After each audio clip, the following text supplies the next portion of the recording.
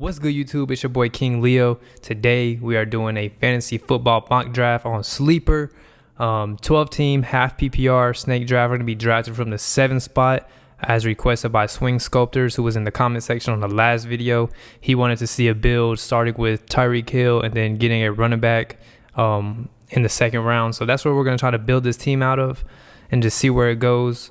So let's just jump into it, start this draft off. McCaffrey 1, Jefferson 2, Chase 3. That's how it should go. Kelsey 4. Kelsey at 4. Ooh, that's tough. I mean, I think, all right, now Kelsey is worth the 4th pick just because of the positional, the position. Damn, what am I trying to say, bro? The positional advantage of every matchup you have throughout the year. He's going to have like at least 7 more points than the tight end you're playing that week, which is huge.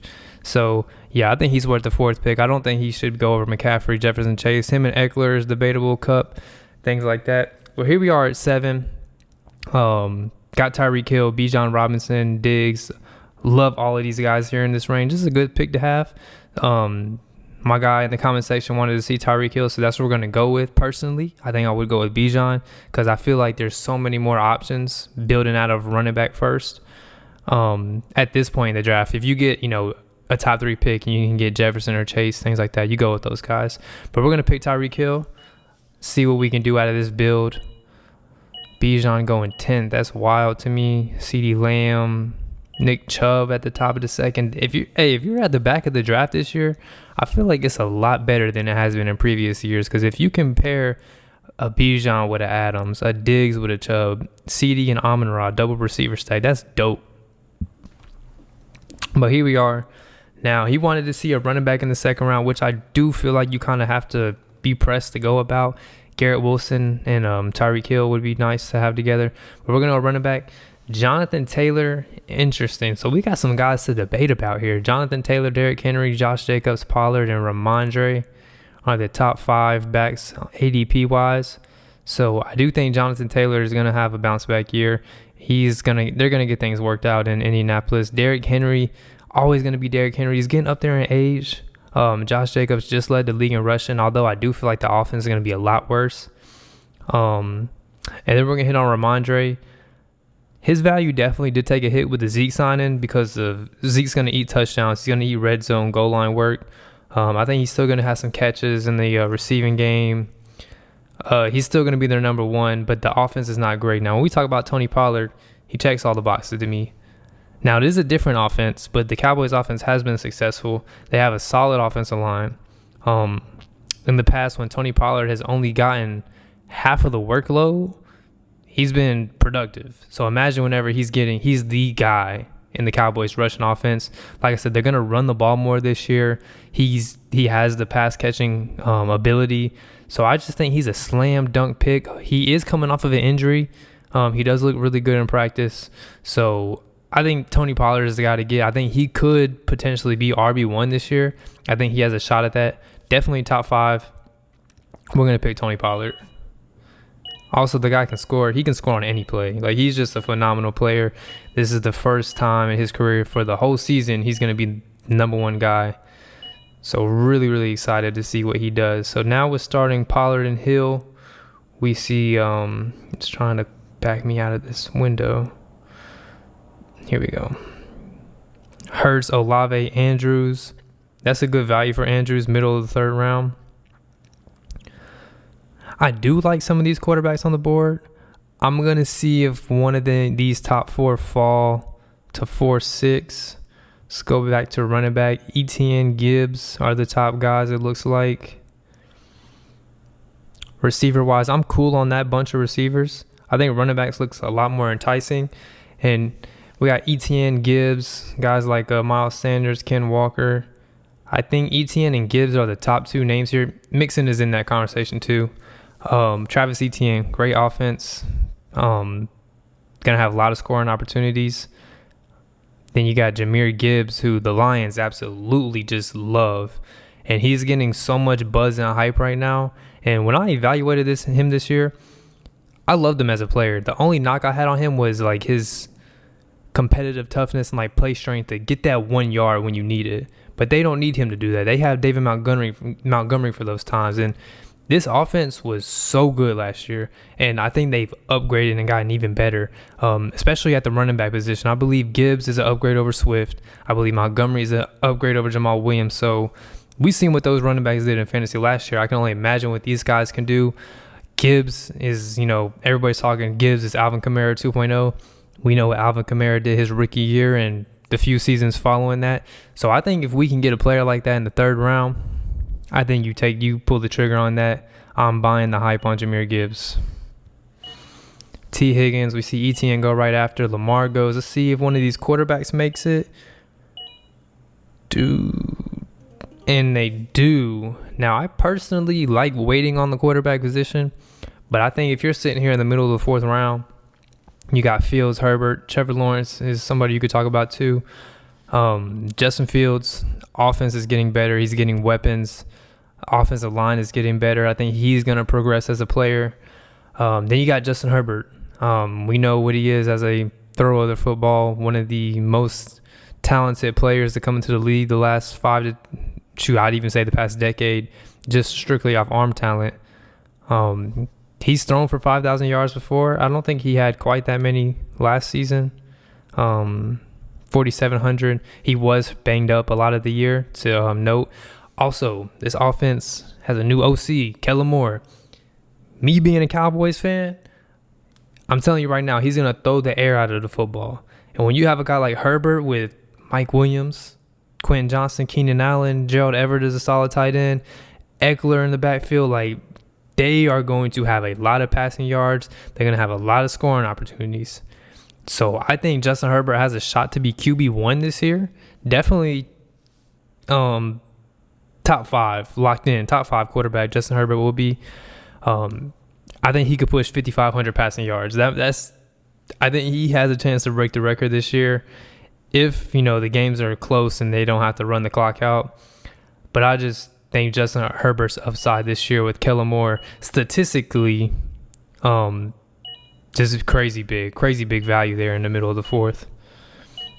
We see Fields go, Kittle. Really a good variation of positions. We're not seeing a big run on guys. So we have Herbert, Pollard, Gibbs, and Tyreek Hill. So let's go and look at the tight ends here. Pitts, Goddard, Darren Waller are the next tier of guys there. Do I want to take them here? I'll see if one comes around probably. Receivers. The biggest name I like out of that bunch is probably Brandon Ayuk. As it backs me out of this.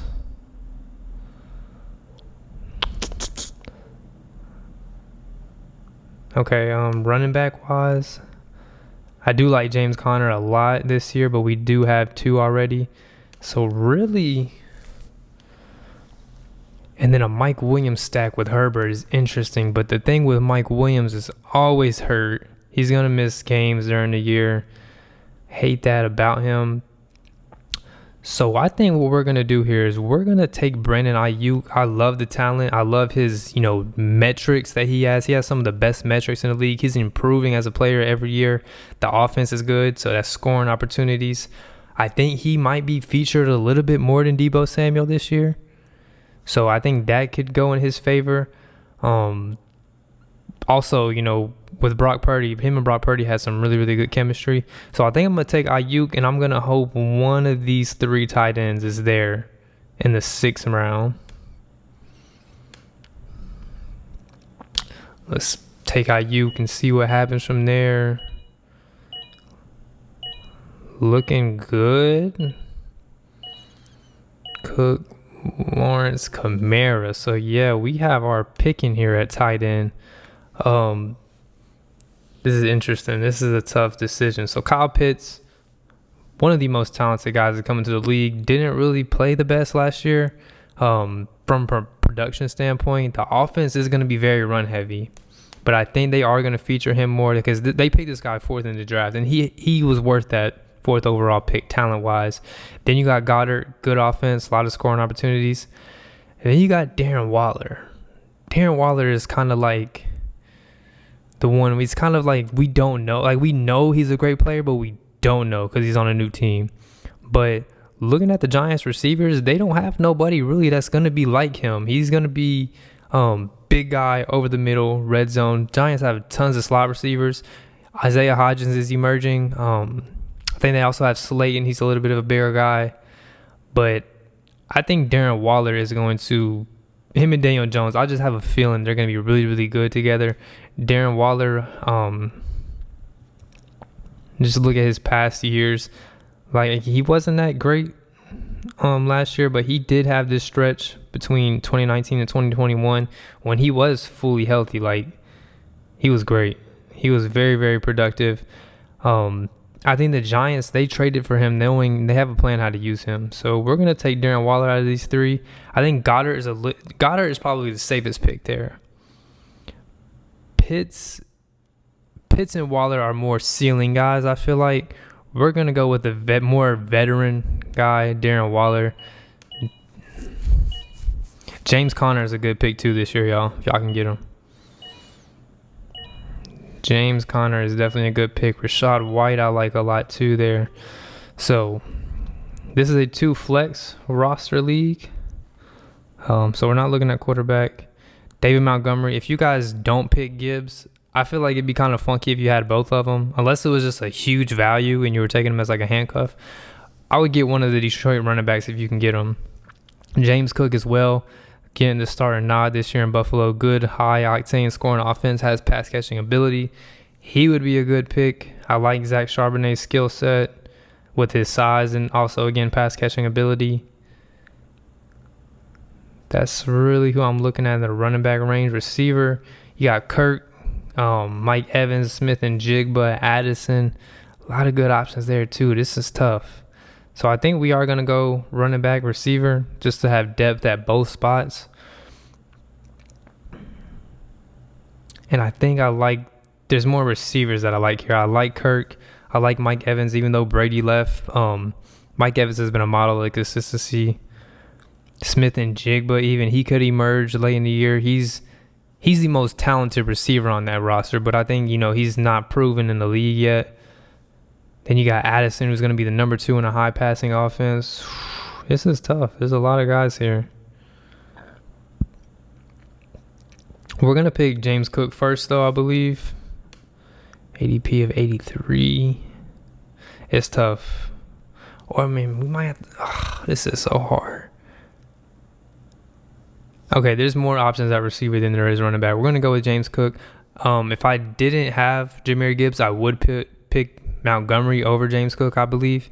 But we're going to go with James Cook. Him and Gibbs are really similar from the aspect of, size-wise, offense they play in, pass-catching upside.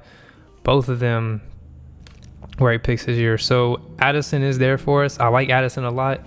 Thought he was a very good player. My comparison to him in the draft process was Calvin Ridley. Tons of similarities. Calvin Ridley is a little bit bigger than him. But the way they come out of their routes, the way they run routes, they're both phenomenal. Addison being the go-to, the for sure number 2 guy, high passing offense, has Jefferson to take coverage away from him.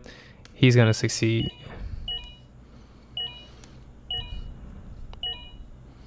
So that's going to fill out the starting lineup player-wise for us. I feel really confident about that lineup. I love that. And I think it's a lot easier to go receiver in the first round because running back it's really a lot deeper, if you guys have noticed, than it has been in the past. Like a couple years ago, you had to pick running back in the first round to have a good team, like solid, balanced team. But now you can go running back in the second round. You go running back in the third round, even if you wanted to wait that long. I think you have so many more options. I don't know. It's just the talent is getting deeper in the league. Zay Flowers, Anthony Richardson is interesting. His rushing potential is going to be phenomenal. He's actually looked really, really good throwing the ball. So I think Richardson, if you wanted to wait on a quarterback, I think it's worth a shot picking him just because he's going to have that floor with a rushing upside. But we have Herbert, so he's probably not going to touch the lineup for us. Okay, a guy Kincaid too. Guy really that's sticking out to me here is Elijah Moore. Was not successful at all in New York with the Jets, with the draft capital he got, but we know what Zach Wilson was. Zach Wilson was not very good. Joe Flacco is not very good. Mike White is not very good. So he's going to a huge quarterback upgrade in Deshaun Watson. I do like the talent of Elijah Moore. He's going to be the number 2 guy in a Deshaun Watson-led offense. So I'm confident in picking him there versus some of these other guys. You see Jamison Williams suspended, also ACL type things. Other receivers, Cortland Sutton, another injury guy. It's going to be a new offense. It's a really crowded receiver room as well. Clock is ticking on us. We're going to go ahead and, where'd he go? Elijah Moore. Lock it in with 3 seconds left. Sheesh. H-Chain, Herbert, Flowers. So, yeah, we are in. This is kind of a dead zone to me. I think Chig too. Strictly off. So we have Darren Waller. I think Kincaid is going to be a great pick. He is a rookie. We know rookie tight ends don't really produce fantasy wise. But I think him being the number 2 option in Buffalo, he's going to emerge as the number 2 for sure. Probably later in the year. That could be big for us. Say if Waller has an injury or something like that. Chig is also a high upside guy. He led the tight ends last year in yards per route run, which is a really good metric for tight ends. Like Sam Laporta's game a lot. Higbee is viable. Gerald Everett. This is a pretty good tight end range. Got a lot of guys to pick from. I like Musgrave as a prospect. We're going to go with Kincaid, though. Probably the safest rookie tight end pick there.